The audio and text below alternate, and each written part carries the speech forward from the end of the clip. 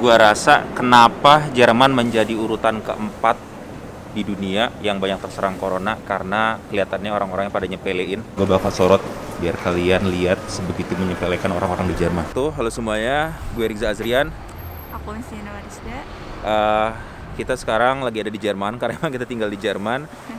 Mulai dari tanggal 16 Maret kemarin Jerman mulai lockdown partially, jadi kayak beberapa bagian di wilayah Jerman udah mulai lockdown. Ada yang nggak bisa keluar dari kota, ada yang nggak bisa masuk ke dalam kota juga. Terus beberapa tempat-tempat publik mulai ditutup, nggak boleh ada aktivitas, nggak boleh ada kegiatan. Terus juga tempat-tempat kayak grocery store ya, tempat belanja juga udah mulai kehabisan bahan makanan pokok. Sekarang statusnya Jerman mencapai berapa? Nah, 23.133, udah keempat. Wow. Sekarang Jerman 23.333 orang terjangkit virus corona. Sehari bisa meningkat sampai 2.000 ya? 2.000-3.000 orang meningkat dalam tiap harinya. Jadi sekarang kondisinya Jerman di posisi ketiga, keempat. Ya, cukup lumayan menegangkan sih. Kita keluar juga takut kena dari mana, entah nggak tahu di mana. Tapi kita ada keperluan harus keluar juga beli beberapa bahan makanan ya. Terus beberapa di antaranya kayak ini buat kalian yang pengen tahu kondisi di Jerman, ada kebijakan dari pemerintah.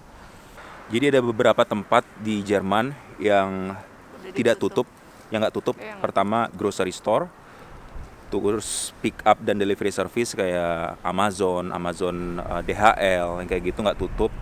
Beverage store, tempat minuman, apotik, medical supply, gas station, bank, post office, pet supply, semua yang berhubungan dengan medical healthcare itu harus tetap buka, dan beberapa fasilitas-fasilitas yang menyangkut dengan kesehatan yang harus ditutup, yaitu ada bar, klub, diskotik, pubs, bioskop, opera, konser, museum, trade fair, exhibition, leisure activity, indoor, outdoor, tempat gym, tempat olahraga, kasino, tempat pelacuran.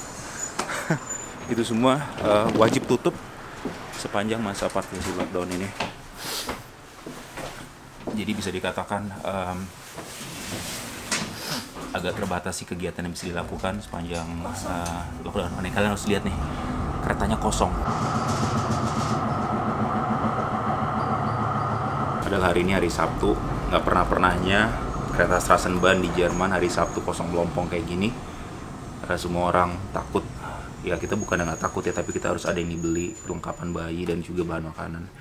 Terpaksa kita harus keluar dan harus pakai baju yang semua serba tertutup, atas bawah. Kita juga pakai masker. Bukan masker sini, mask snowboard. Jadi kalau ada orang yang tiba-tiba bersin, nggak langsung kehirup, sampai rumah nih masknya harus dicopot juga, harus dibersihin, harus dicuci. Kemudian beberapa hal yang dilarang atau katakanlah di-ban untuk dilakukan sepanjang weekend atau hari-hari biasa di Jerman. Di antaranya kumpul-kumpul di klub, di bar, atau di tempat olahraga atau tempat publik atau private institut pendidikan yang berada di luar sekolah.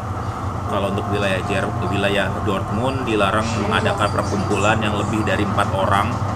Terus kumpul-kumpul di gereja atau masjid juga. Jadi sepanjang masa lockdown ini sholat Jumat nggak ada di masjid-masjid karena dilarang untuk ada perkumpulan, karena itu bisa mempercepat penyebaran ya. Cepat penyebaran.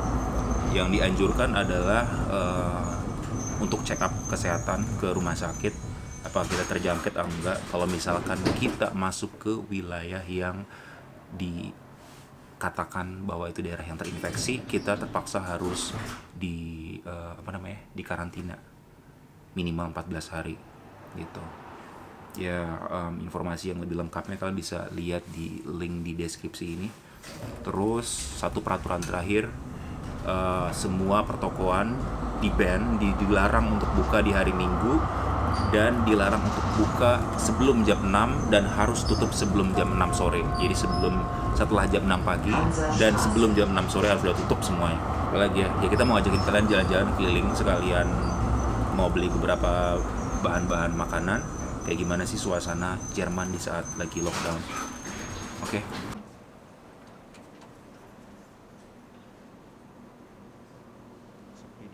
Dan gua rasa kenapa Jerman menjadi urutan keempat di dunia yang banyak terserang corona, karena kelihatannya orang-orangnya pada nyepelein. Iya. Banyak yang keluar nggak ada yang pakai sarung tangan, nggak ada yang pakai masker, nyepelin banget. Dan beberapa kantor masih ada yang ngotot pengen datengin, maksudnya nggak memberlakukan home office. Ya, mungkin itulah salah satu alasannya kenapa banyak yang terserang di sini. Kasusnya langsung gede gitu loh. Jadi sekarang kita udah mulai hati-hati. Kemarin Sekarang juga udah kita sepi, rada kan? sosokan juga sih, cuman Sebenarnya ini kasusnya sama kayak Italia gitu ya Mas. Tahu kan kasusnya Italia kan kayak gini juga. Jadi awalnya orang-orangnya pelein, tiba-tiba melonjak aja angkanya. Mungkin di Spanyol juga gitu. kemarin juga bos di kantor sosokan kayak gitu ngomong. Makanya gue ngomong pakai bahasa Indonesia ya, dia bilang, itu mau penyakit orang kecil gini, penyakit orang tua. Terus 2 hari yang lalu dapat kabar si bos sakit. Nah. Gue mah nggak mau datang ke kantor kalau dia belum benar-benar sembuh. Soalnya yang jadi bahaya tuh sebenarnya, yang perlu kalian tahu tentang corona ini yang menjadi bahaya.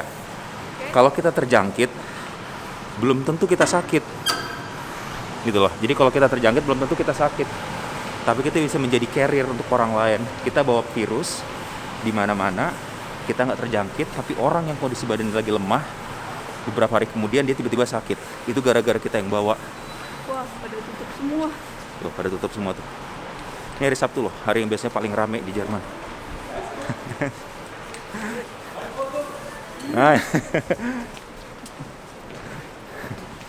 Tuh, kalian harus lihat pada tutup semua nih. Gue bakal sorot biar kalian lihat sebegitu menyepelekan orang-orang di Jerman.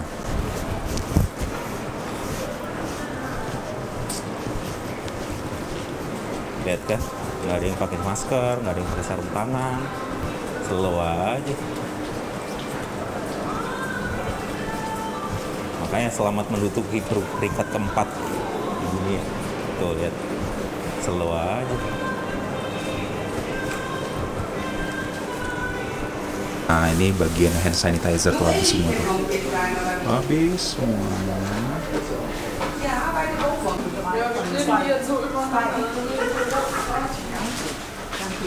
Habis semua. Habis semuanya. Itu tisu baru di stok lagi. Tiap pagi diisi lagi. Karena langsung habis semuanya. Tisu basah nggak? Di tempat bayi-bayi. Akibat meningkatnya penyebaran virus corona di Jerman, menjadikan penduduk panic shopping, sehingga kebutuhan-kebutuhan pokok habis di mana-mana. Beberapa tempat perbelanjaan memperlakukan aturan berbelanja dengan jumlah maksimal barang per transaksi. Maksimal 3 pak per orang, nggak boleh lebih dari 3.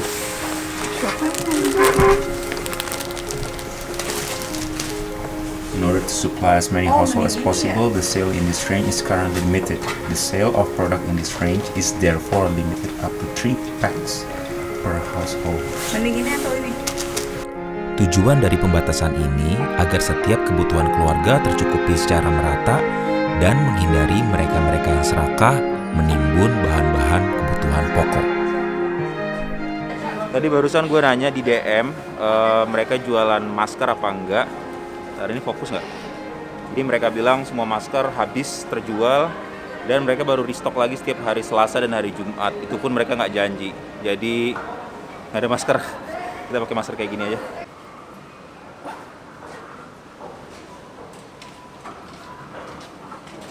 Supermarket hari Sabtu sepi, nggak ada orang. Gue bakal tunjukin kalian daerah yang jual spaghetti seperti apa. Di daerah-daerah yang ada spaghetti. Sana ya. Halo teman-teman semuanya, hari ini kita akan masak spaghetti. Dan ternyata spagettinya habis. Mau masak nasi goreng, berasnya pun habis. Akhirnya kita beli kentang goreng. Bunga-bunga bermekaran dengan indah, tetapi tidak seindah hari ini. Kotaku menjadi kota mati. Tempat yang selama ini ramai, tiba-tiba sepi. Hanya ada burung perkutut yang setia menemani. Dan aku yang selalu ada di hati. Iya. Pandemik wabah virus corona ini jangan diremehkan ya guys. Sudah banyak loh yang meninggal.